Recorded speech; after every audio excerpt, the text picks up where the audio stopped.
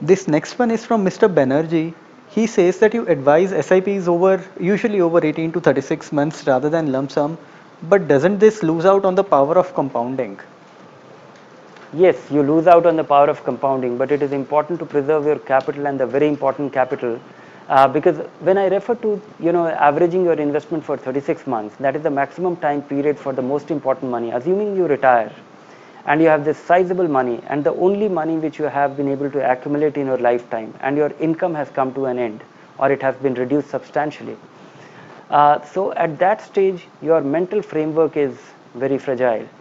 I would not like any investor to be exposed to the risk of market with all their money to be invested at lump sum, or exposed to the market risk with a lump sum investment, because the risk of catching a market high with the all important money is way too great.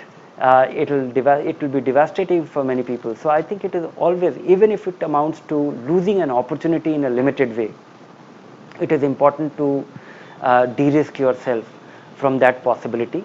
And this money is very important because it has to be at work for next 30, 20, 30, 40, 30, 40 years.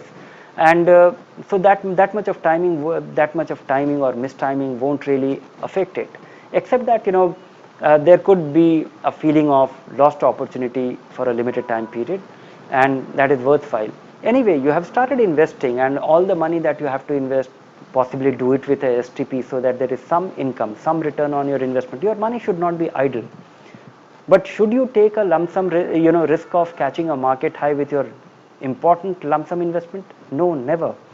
And this time period of maximum 3 year, which I suggest, it is not necessary.